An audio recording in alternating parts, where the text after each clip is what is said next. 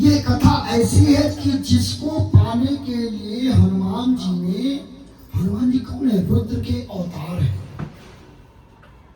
उन्होंने इस कथा को पाने के लिए बैकुंठ जाना स्वीकार नहीं किया। और हम लोग कितनी भाग्यशाली हैं कि बड़ी सरलता से ये कथा हमारे घर पे आई है।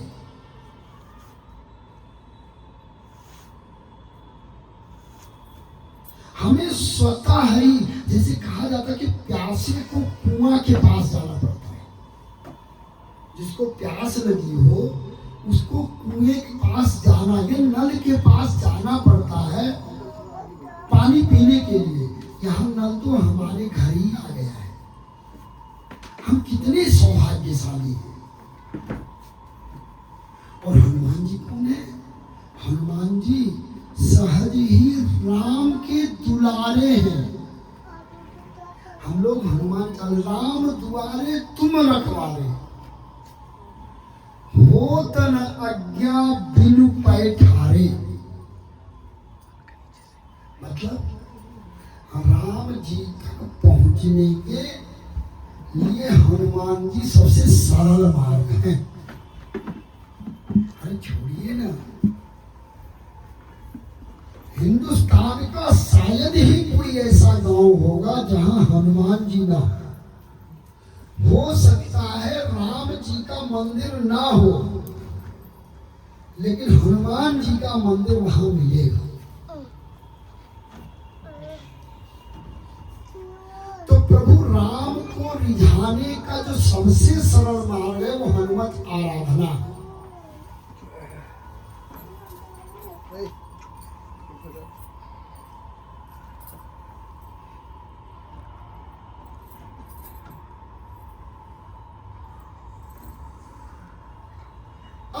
राम जी को पाने के लिए तो हनुमान जी को कैसे मनाए? रुद्र अवतार है, सरलता से मान जाती है, लेकिन उनको मनाए कैसे? तो उसके लिए चोला चढ़ाना, फूल चढ़ाना, पान चढ़ाना, लड्डू चढ़ाना, बूंदी चढ़ाना, ये हम शनिवार या मंगलवार, मंगल को जन्मे ही मंगल है करते हैं, मंगल में भगवान जय हनुमान हम भजन गाते हैं। लेकिन दैनिक जीवन में हम क्या करते हैं?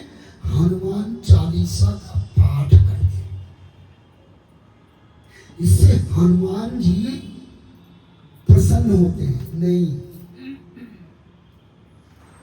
अगर किसी पिता के सामने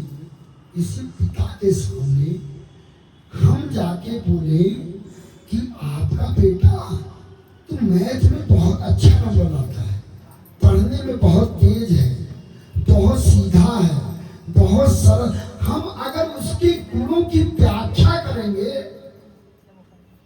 तो पिता जितना प्रसन्न होगा उससे अधिक पुत्र प्रसन्न होगा। कि अंकल आए थे, देखो पापा हमको डांटते रहते, लेकिन अंकल देखो पापा के दोस्त हैं, वो आए थे और उन्होंने बहुत अच्छा हमारे बारे में बोला। हम हनुमान चालीसा के माध्यम से यही करते हैं। हम मर्यादा पुरुषोत्तम श्री राम के सामने बोलते हैं कि ये जो हनुमान जी है ना, ये बहुत सरल है, बहुत बड़े बड़े काम किए हैं, इनको ऐसे मत समझो। तो उसमें दो भाग, एक पंथ दो काज, मतलब राम जी को भी मना लिया और हनुमान जी को भी मना लिया। तो हनुमान चालीसा लगभग अधिकाधिक लोग पढ़ते हैं या श्रवण करते हैं, या उस विषय हनुमान चालीसा की वाचिक महिमा को जानते हैं। लेकिन क्या पता है हमारे जैसे लिखी कब गई थी?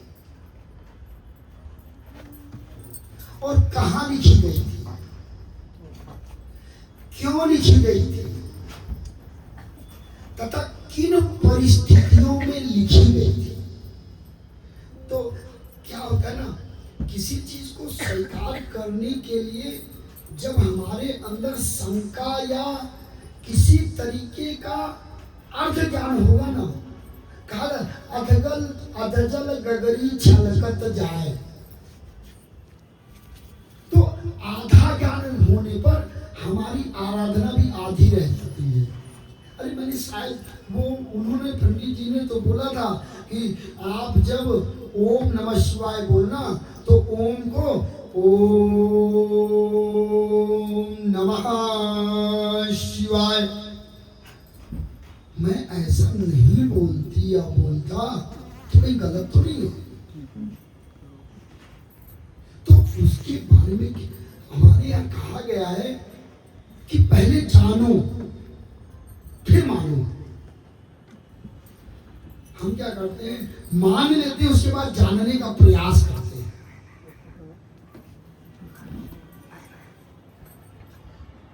तो कथा प्रारंभ से पूर्व हम आपको बताते हैं, जब गोस्वामी तुलसीदास जी ने रामचरितमानस की रचना कर ली तो बनारस के वैदिक विद्वानों ने उसे स्वीकार करने में थोड़ा संकोच किया, क्योंकि यह अवधि में है, हिंदी में नहीं है, न ही भोजपुरी में है, अवधि में है, अवध क्षेत्र।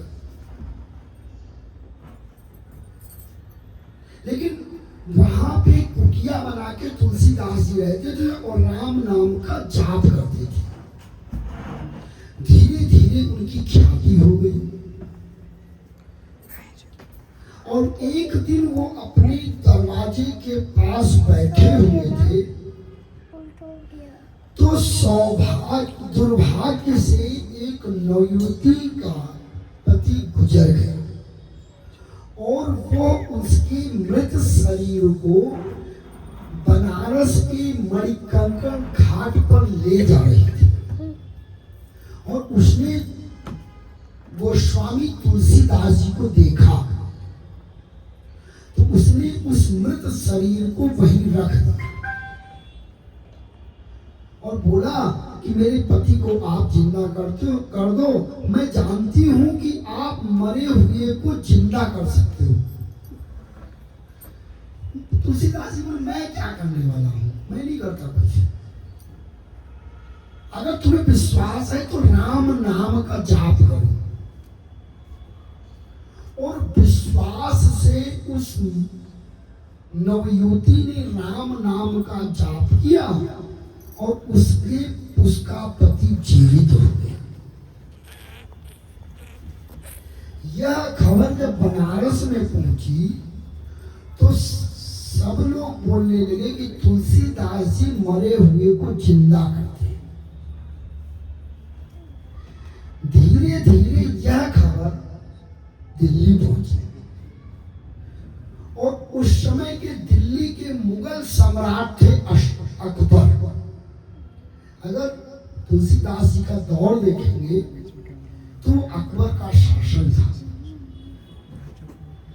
जब उनको खबर मिली तो उन्होंने बोला, हमारे सैनिक तो मरते रहते हैं, इस आदमी को बुला लो, ये जिंदा करता रहेगा, हमारे सारे सैनिक बचे रहेंगे।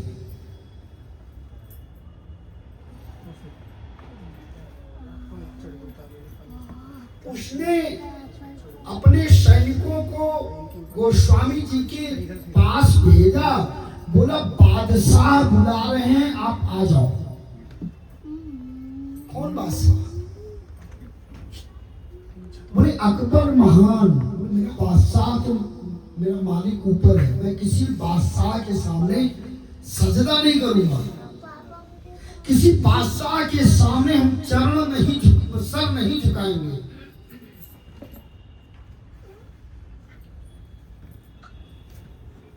अंततः राजा के सम्राट के आदेश के अनुसार तुलसीदास जी को आगरा के समीप फतेहपुर जेल में बंदी बना दिया गया।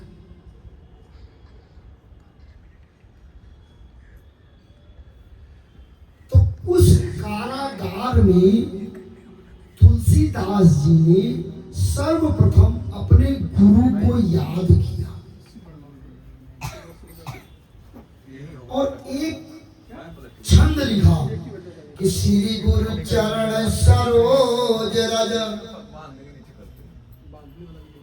निज मन मुकुर सुधार वरुण रघुबर विमल जस जो दायक फल चार। हे गुरुदेव, हे ईश्वर, हे परमात्मा, हमारे किसी कोई कर्म ही ऐसे रहे होंगे जो हमें यहाँ आना पड़ा। तेरा तुझको अर्पित लाग क्या लागे मेरा, जो दे दिया है वो अभी स्वीकार्य है।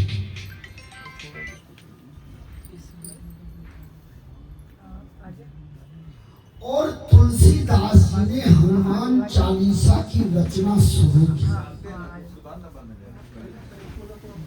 40 दिनों तक वे फतेहपुर की जेल में रहे और 40वें दिन अकबर आगरा गया तो जैसे ही वो मंच पर पहुंचा तो लाखों की संख्या में बंदरों ने उस पर आक्रमण किया। 40वें दिन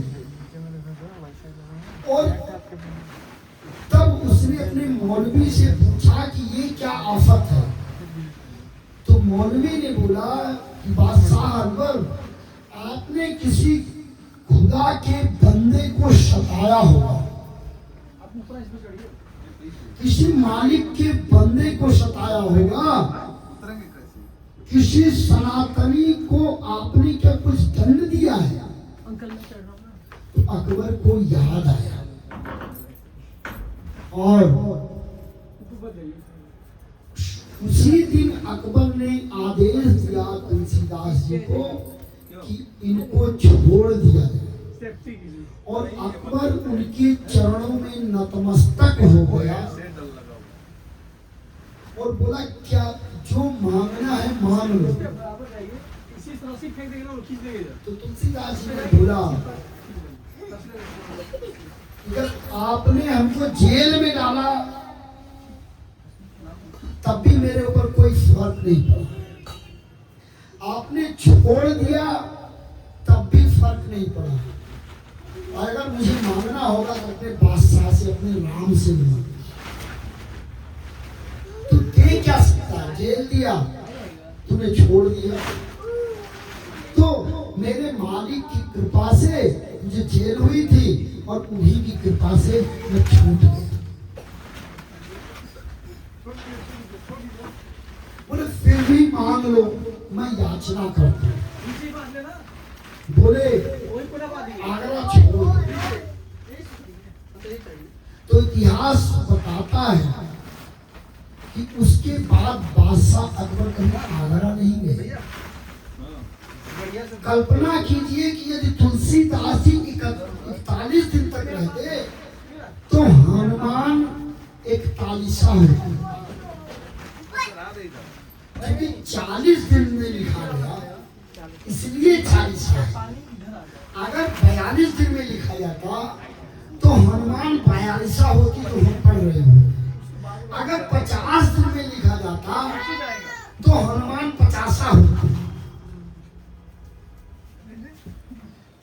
और अब तो जो हनुमान चालीसा एक दोहा रोज लिखने मात्र से गोस्वामी जी को कि जीवन की मुसीबत और आफत खत्म हो गई, उसका हम रोज पाठ करते हैं तो मेरा क्यों नहीं होगा। ये विश्वास से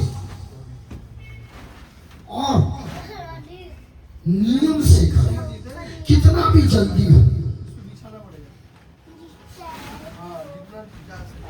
बिना पाठ किए मत निकले।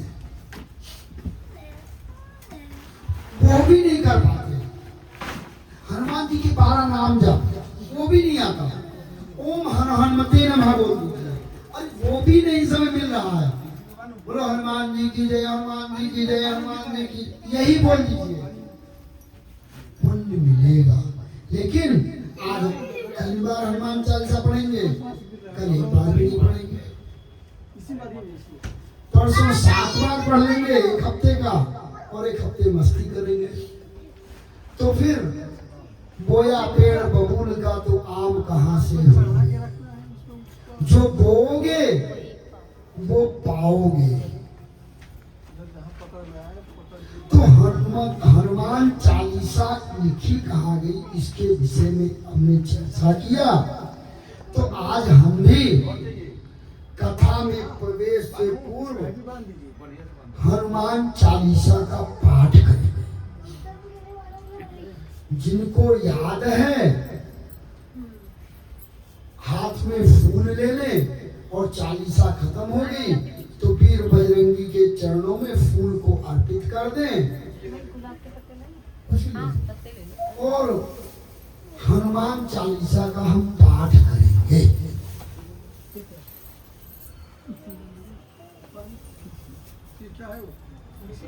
अवधि रामचंद्र की, अमर पुत्र हनुमान की, वीर बजरंगी की जय। हनुमान ज्ञान गुण सागर, जय कपीस दिन लोक उजागर। बल धामा अंजनी पुत्र पवन सुत नामा, महावीर विक्रम बजरंगी, कुमति निवार सुमति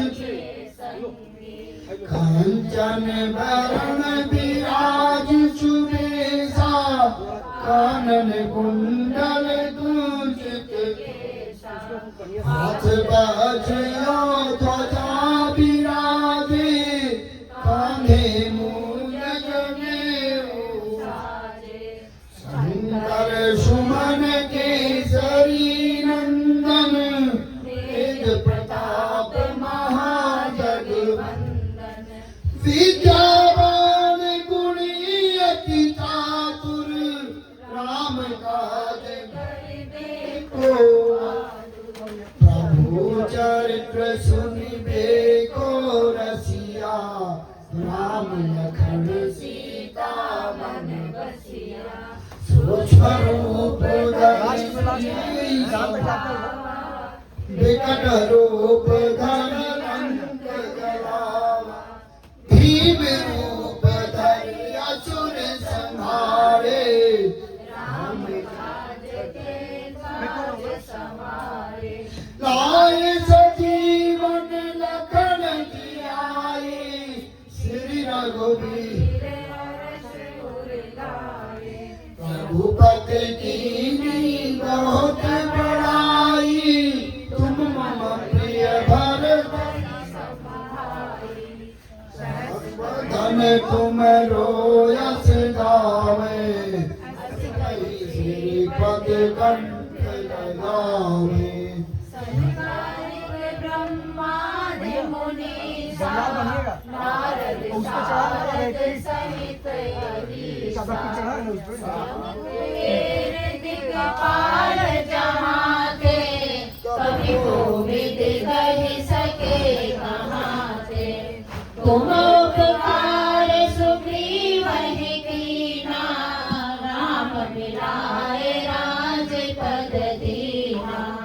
तुमिरो मंत्र विभीषण माना, लंकेश्वर भय सब जग जाना। जो सहस्र योजन पर भानु, लील्यो ताहि मधुर फल जानु। प्रभु मुद्रिका मेरि मुख माहि, जलधि लांघि गए अचरज नाहि। दुर्गम काज जगत के जेते, शुभ अनुग्रह तुमरे तेते।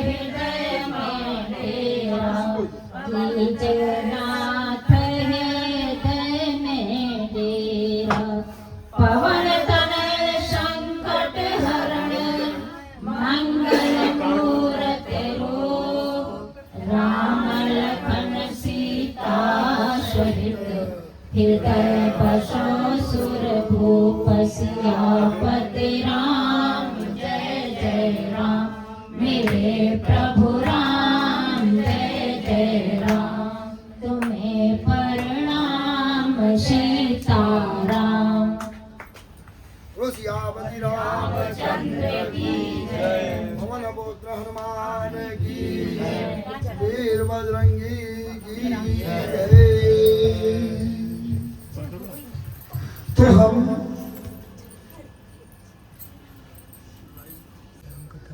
और कल हमने चर्चा की थी कि कोई भी आता है तो स्व आसन नहीं दिया जाता,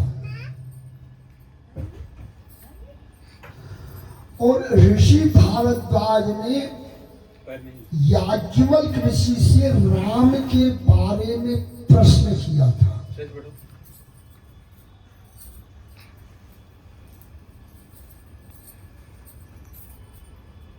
आज हम कथा का प्रारंभ उसी प्रश्न से करेंगे।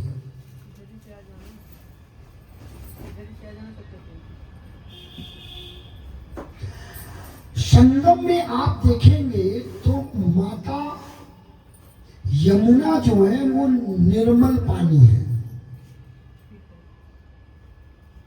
और माता गंगा का जो जल है वो मटमैला है।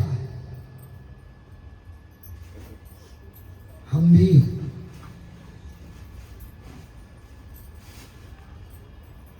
अपने कर्म इंद्रियों द्वारा किए गए कार्यों को जो मल इकट्ठा कर लेते हैं, मल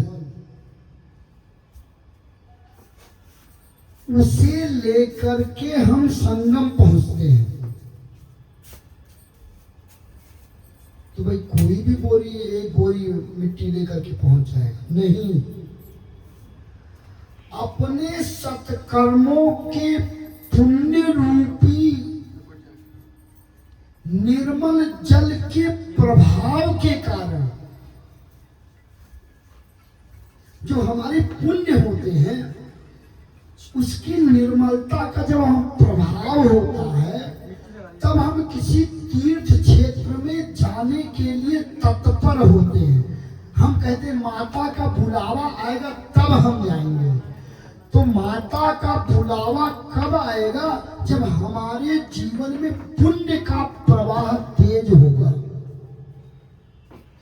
तो मां यमुना के निर्मल जल की तरह जब हमारा पुण्य प्रवाह बढ़ता है तो हम संगम जाते हैं। लेकिन क्या जाते हैं? कर्म के प्रभाव या समय काल परिस्थिति भावनाओं या संबंधों के वशीभूत होकर जो हम कर्म करते हैं, प्रत्यक्ष और प्रत्यक्ष कर्मों का जो मैल होता है उसे लेकर जाते हैं। तो गंगा और यमुना हमारे पास ही, ये अष्टाचक्र नवद्वारा देवो नामपुर अयोध्या, ये पूरा शरीर अपने आप में संपूर्ण तीर्थ है। अरे वो बोला जाता ना कि कस्तूरी नाभि बसे मृग ढूंढत वन माह। जैसे मृग के नाभि में कस्तूरी होता है, उसकी महक उसको जब लगती है तो वो जंगल भर में पूरा दौड़ता है। कहाँ है कि वो महक उसको पता ही नहीं लगता, उसके नाभि में है। तो हम भी कर्म के ज्ञात अज्ञात पाप कर्म की मटमैली धारा हमारे पास ही है और पुण्य प्रवाह की निर्मल धारा भी हमारे पास है। संगम जाने की जरूरत क्या है? मत जाओ, जरूरत है। क्यों? क्योंकि उन दोनों के प्रवाह को मिलाने वाली श्वेत धला माता सरस्वती है। और जब मां सरस्वती, मां गंगा और यमुना का जब समन्वय होता है तो संगम होता है। हम नहाने की विधि कल बताए थे कि तीर्थ में कैसे नहाया जाए। अगर उस विधि से स्नान करने आप तीर्थ में जाते हैं तो सच मानिए कि आपके कर्म के जो पाप है ना, जाने अनजाने भूल है ना, वो मां सरस्वती के निर्मल जल की अप्रत्यक्ष टच मात्र होने से, छूने मात्र से, नहाना तो छोड़ दो, छूने मात्र से जीवन का कलुष खत्म हो जाएगा और आपकी यात्रा सफल हो जाएगी। आप बोल सकते हैं कि व्यास जी आप बोल रहे हैं, इसका प्रमाण क्या है? क्योंकि आज की डेट में हर व्यक्ति प्रमाण चाहता है, जल्दी स्वीकार नहीं करता, गलत चीज जल्दी स्वीकार लेता है। इसका प्रमाण ये है कि हमारे बुजुर्ग या माता पिता जब संगम स्नान करके आते हैं तो हम उनका चरण धोते हैं एक थाली में। रोज नहीं धोते। जब संगम स्नान करके आते हैं तो उनके चरण धो के उस जल को अपने मुख में डालते हैं। रोज जाने से पहले क्यों नहीं धो के गए? अब तो नहीं धोइए आप। आपको पता है कि संगम नहाने गए तो इनकी कलुषता, इनकी कटुता, इनका दोष खत्म हो गया। अब लेके क्या आए? संगम की जो पवित्र धूल है, माता, तीन माताओं के समन्वय की जो रजकण है वो लेके आए। इसलिए हम चरण धो के चरणामृत पीते हैं। आज नहीं करते होंगे, लेकिन पूर्व में ऐसा था, हमारे बचपन में भी रहा है। माँ सरयू नहा के जब आती थी तो पैदल ही जाती थी, हम भी जाते थे। तो जब हम लौट के आते थे तो हमारी भाभी माँ का पांव धोती थी और पीती थी।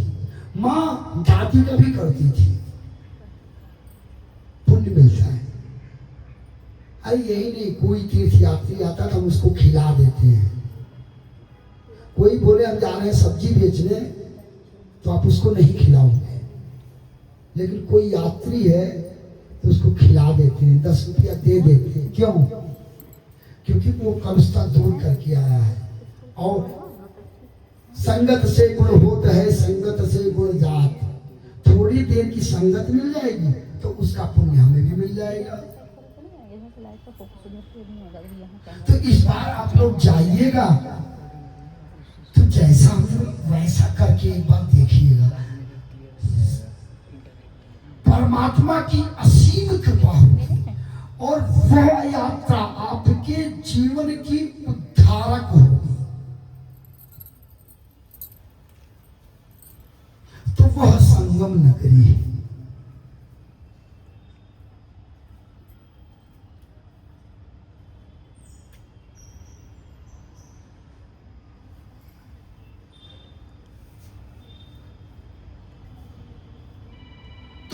ऋषि भारद्वाज ने बोला कि राम कौन है?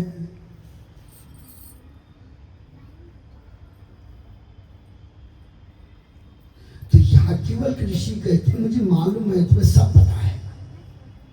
तुम लोगों को बताने के लिए महर्षि आज आपने यह प्रश्न किया है।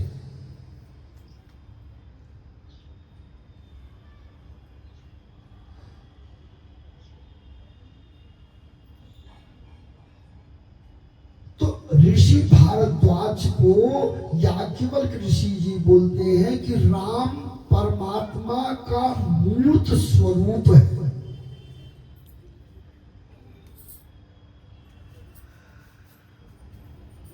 राम उस परम तत्व के आकार स्वरूप है।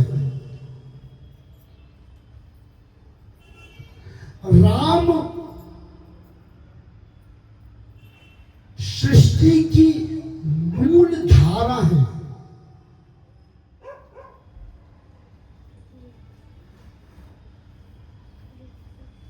बोले मजा नहीं आया, अच्छा नहीं लगा, फिर समझ में नहीं आया। हमने कल बोला था कि आपके सामने जो बैठा हुआ है, जब तक आपको यह ज्ञान ना हो जाए कि मेरी कही हुई बात को वो गंभीरता से ले रहा है या नहीं ले रहा है, तब तक उसके सामने ज्ञानी नहीं बनना चाहिए। नहीं तो वो अपने आप बोला जाता है कि वो भैंस की एक कहावत कही गई है, भैंस खड़ी पूरा है।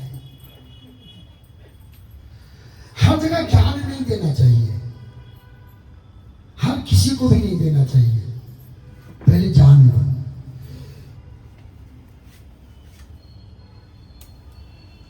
अरे ऋषि याज्ञवल्क्य को पता है ज्ञानी है, लेकिन भाई मैं अपनी कहीं आप एक कंपनी में मैनेजर हैं, 10 साल तक नौकरी आप किए हैं, लेकिन दूसरी कंपनी में जब आप एप्लीकेशन देंगे तो इंटरव्यू तो आपको भी देना पड़ेगा, एक इंटरव्यू देना पड़ेगा। तो ऋषि भारद्वाज को सुनाते हुए कहते हैं कि राम परमात्मा ने गौ ब्राह्मण विप्रधेनु सुर संतहित, गाय ब्राह्मण सुर सात्विक व्यक्ति और संत, इन चारों लोगों के उद्धार के लिए जन्म लिए हैं। विप्रधेनु सुर संतहित लीन मनुज अवतार, किसी के बुलाने से नहीं, निज इच्छा निर्मित माया, अपनी इच्छा से उन्होंने माया बनाई और फिर क्या किया, लीन मनुज अवतार। बोले कहां लिए, बोलो सरयू के किनारे अवधपुरी में राजा दशरथ जी के घर में पुत्र के रूप में जन्म लिए। बोले और जब विद्या अध्ययन के लिए वशिष्ठ जी के यहाँ गए, विद्या अध्ययन किए, वहां से आए तो विश्वामित्र जी के साथ में वो निकले, अहिल्या नामक एक सती पतिव्रता स्त्री का उद्धार किए, गंगा प्रणाम कर जनकपुर पहुंचे, जनक नंदनी से शादी किए। अयोध्या वापस आने के बाद समय बीतने के साथ ही राजा दशरथ को, चक्रवर्ती सम्राट को आभास हुआ कि मैं बूढ़ा हो गया, राम जी को राजा बनाने की घोषणा की। मां कैकेयी के मंथरा के दोष को मानकर मां कैकेयी ने उनको जंगल भेजा, चित्रकूट रहे, पंचवटी गए, अगस्त ऋषि जी के सलाह के अनुसार मां सीता का हरण हुआ, हनुमान जी मिले, लंका पर चढ़ाई करके रावण को मारकर अपनी पत्नी को लेके आए और अयोध्या में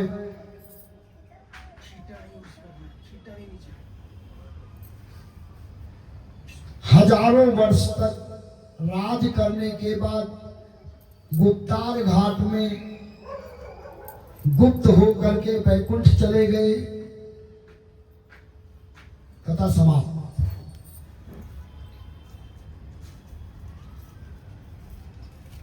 प्रभु आपने जो ये बता दिया, इतना तो हमको भी पता है। अब इस बालक को क्या होता है, हमें माँ तभी दूध पिलाती है जब बच्चा थोड़ा रोता है, वो तभी दूध पिलाती है माँ। तो हमें भूख अपने अंदर पैदा करनी होगी। अरे आपका पसंद पूरी सब्जी है ना, तो दो पूरी ज्यादा खा जाओगे,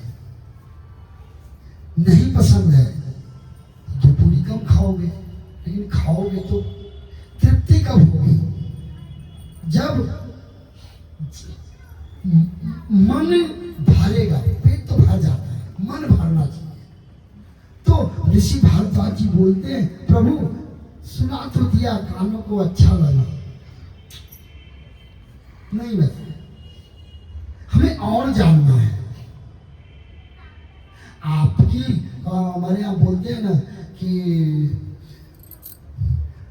हमारे शरीर में एक चीज सबसे बड़ी है,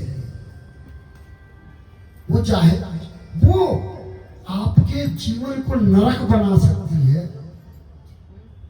और आपके जीवन को स्वर्ग बना सकती है। पता है क्या है?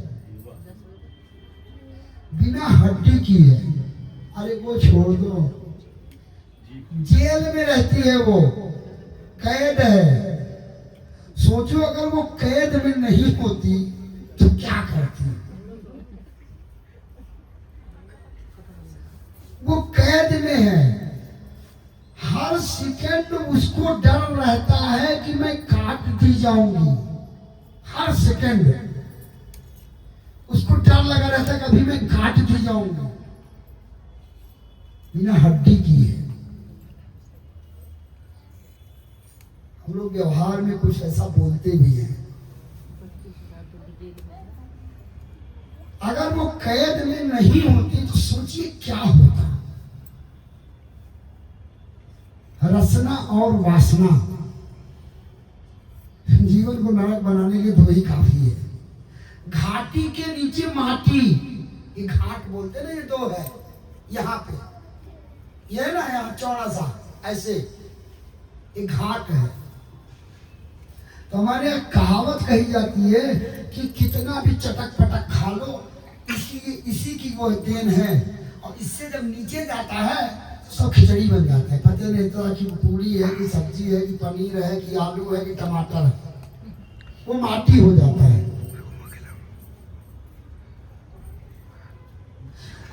तो वही बात भारद्वाज ऋषि बोलते हैं याज्ञवल्क्य के, प्रभु अभी हमारी रसना और वासना पर कोई प्रभाव ही नहीं पड़ा। हमारे जो कर्ण है ना वो तृप्त नहीं हुए हैं। फिर कुछ और इस तरह मैं नहीं समझ पाया। आपने बढ़िया सुनाया। मैं इस लायक अभी उतना ज्ञानी नहीं हो पाया हूं कि इस लेवल का मैं समझ सकूं। बोले क्या चाहते हो? तो प्रभु कथा को विस्तार से बोलिए ना।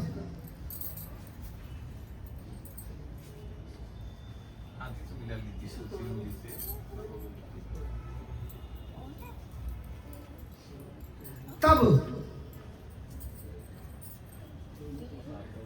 याज्ञवल्क्य ऋषि कथा का विस्तार करते हैं। अब यहां से हमारी कथा का प्रारंभ होता है।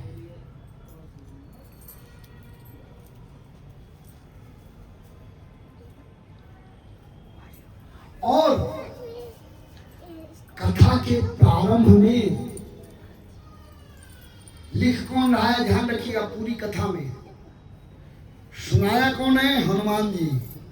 लिख कौन रहे हैं? तुलसीदास जी। अभी तक वाचन कौन कर रहा है? याज्ञवल्क्य ऋषि। ध्यान में रखिएगा। और अभी कथा कब पहुंच जाएगी महादेव के मुख में आपको पता ही नहीं लगेगा, बस ध्यान रखिएगा। तो याज्ञवल्क्य ऋषि माता सती और महादेव की कथा सुनाते हैं। तो क्या होता है ना कि कई चीजें हम लोगों के लिए करते हैं, तो छूटते आपके मन में भी सवाल होगा कि हम सुनने बैठे हैं कथा राम की और आप सुना रहे हो कथा शंकर की। तो यही सवाल भारद्वाज ऋषि ने याज्ञवल्क्य ऋषि जी से किया कि प्रभु